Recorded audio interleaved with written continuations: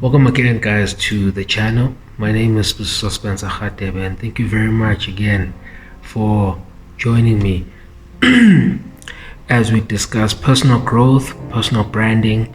We had a series where we focused a lot on the idea around using marketing concepts to get to understand our personal growth and how we can measure and actually exploit that personal growth, so to speak. And I think it's very fundamental and very important for us to look into. Today's topic is how to be motivated, but also looking at it from a different turn.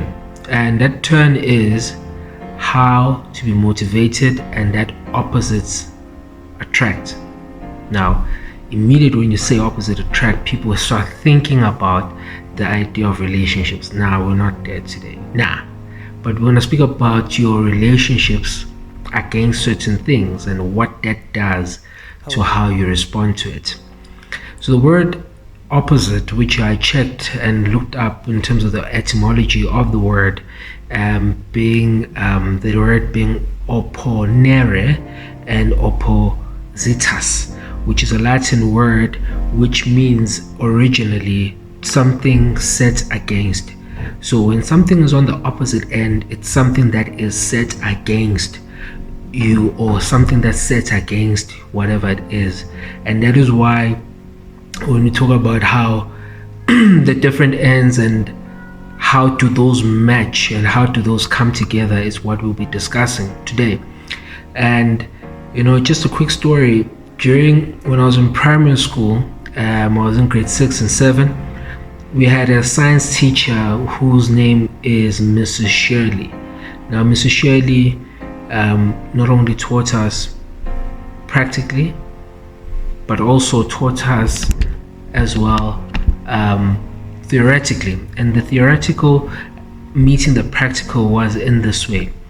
What Mrs. Shirley would do, she had a very big class. I think some of the best looking classes, which had a miniature lab at the back of a class. So shout out to Parkland Primary School, shout out to Mrs. Shirley. I'm presuming she's retired now. That's how far back I was in primary school. And she taught us about, at some point she brought two magnets. I remember the one had both colors, red and gray, and then written S and N on the two magnets. And then she demonstrated that when she brought closer the two magnets being S and S, there would be a repelling happening. They wouldn't come together.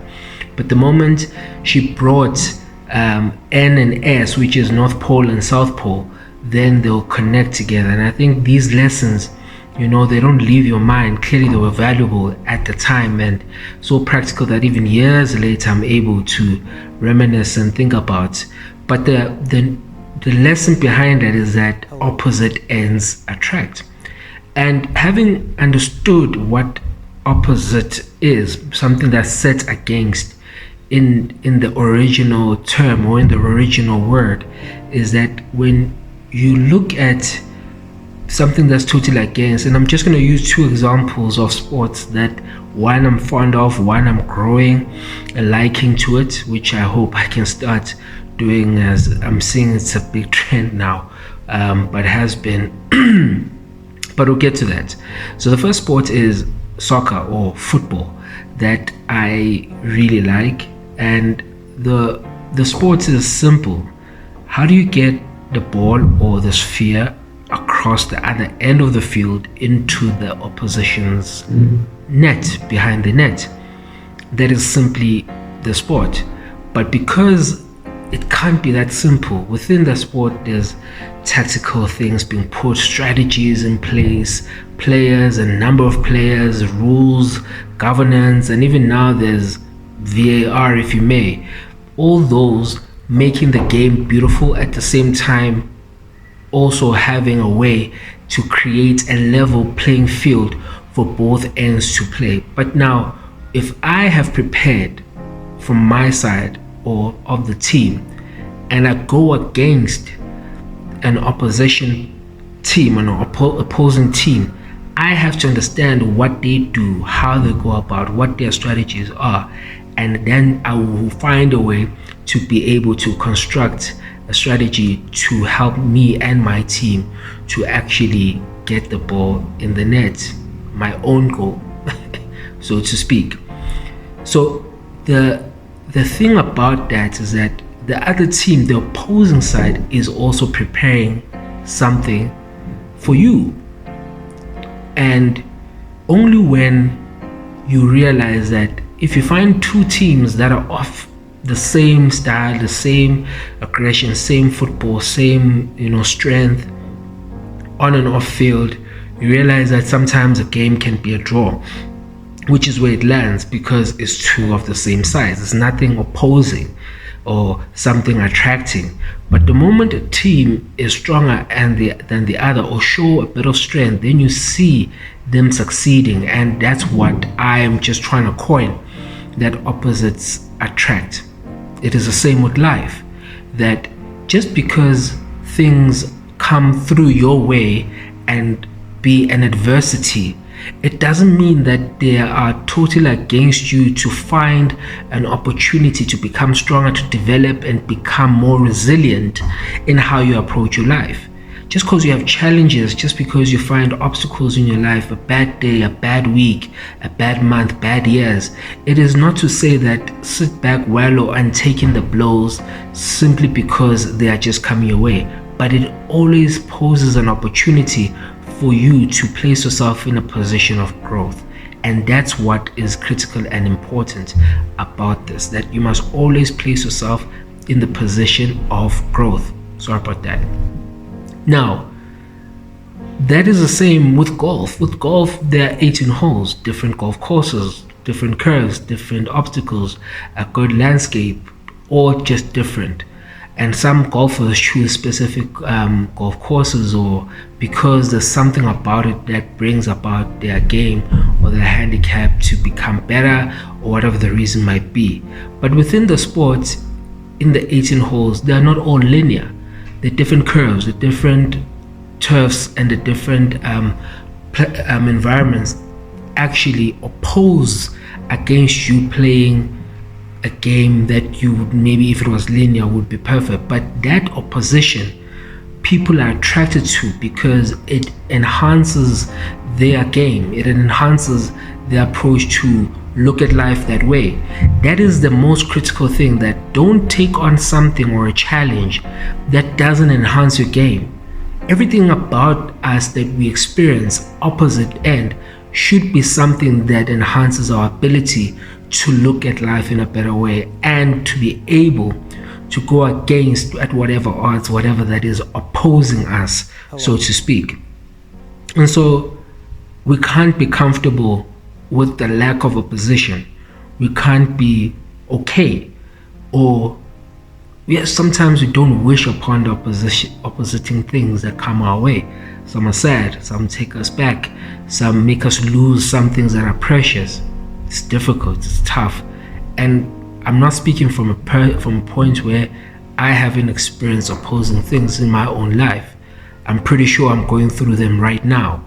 But I think that's why it's significant for me to even speak about this, because it's saying to me, I can find a way to try my level best to look at life in a way that I can strategize better, I can manage my time, I can approach things with a positive attitude, and trust in God that whatever I have done my part, God will see through in whatever that we contribute. And that's essentially the beauty about that, is that it's not really limited or limiting to how you look at life, but it's actually saying you can overcome whatever opposite end you get in your experiences. There's a possibility. You just need to be willing 100% to ensure that your game, you want to bring up your game as best as you can as possible. So there's always going to be something opposing you. One of my cousins, he posted something on the 25th, I think, on Facebook. But it was just a small image, some things that people tend to post but we don't really think about. And I looked at it again today, and in preparation for this video, that the clip or the image says something to the effect that you are in pain, start. You are in grief, start. You doubting yourself, start. Whatever it is that you are going through, don't let that be opposing to what you actually want to do. I'm pretty sure with the number of people who want to see this video, hopefully we share it. Some of you have your own dreams, some of you have your own ambitions, but you are hesitant to do or to get it started. And that's where we need to be. As to the question should not actually be, why aren't things happening for me?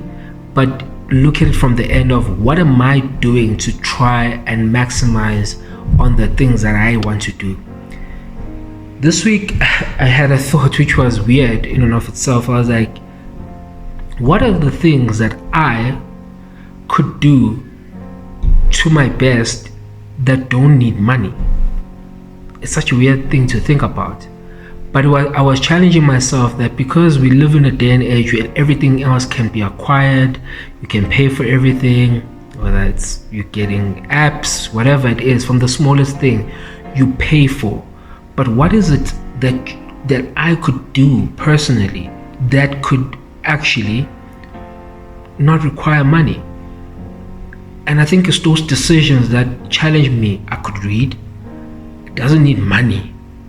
I could, write journal. I can exercise. I can try to eat better, not really needing money, but the choices of what I eat is a part of, because some things are just linear and inevitable that are going to happen. And I can come up with ideas, business thoughts, and etc. with whatever I have as a business going at the moment. There's many ways to be non-dormant even when the environment opposing you says you should. There's many things, and that's where the mind and the psyche needs to shift to make us to be people who are always aggressive and fervent and vigorous to change the things that we come across in spite of themselves.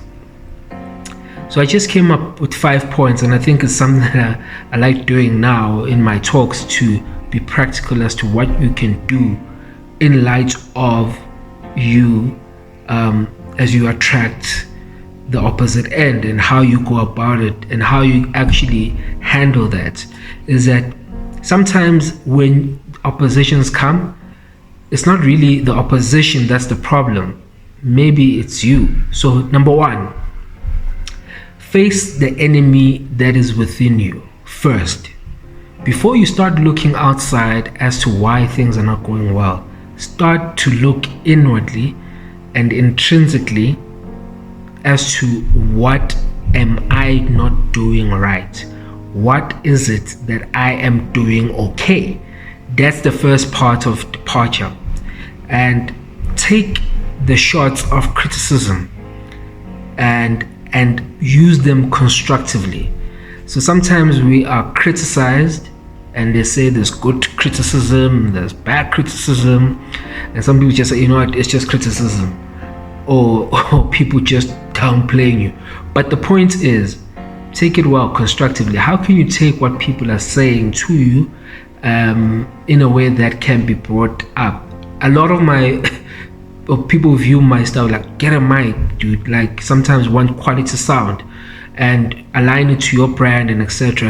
And that's one of the things I've done, is to, or being blessed to do or get, is that I was approaching it in that way, because I can't be like, no, my stuff works, why aren't you getting it?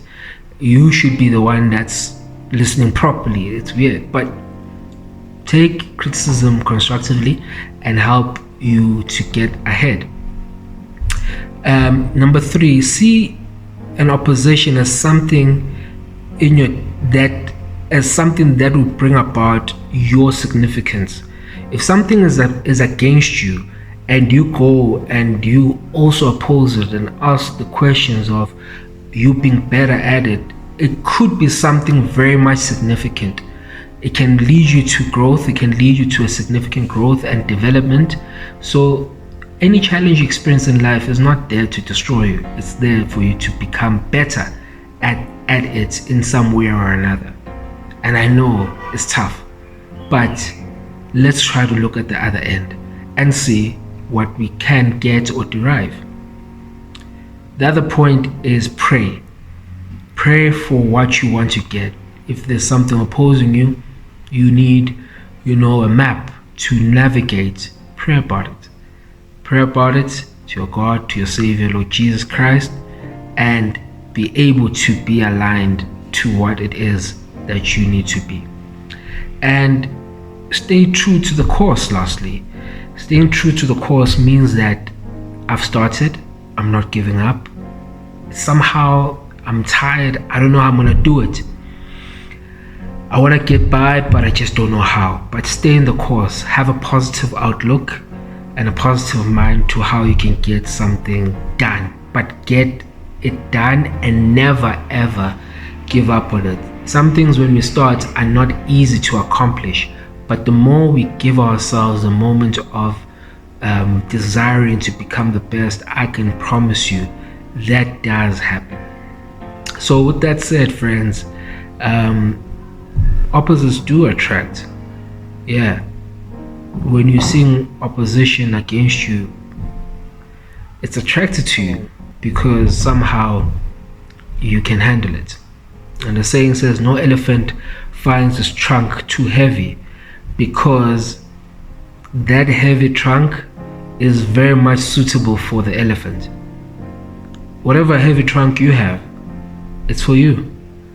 And it can make you the best and the biggest, as we see elephants being one of the biggest land animals as we know it.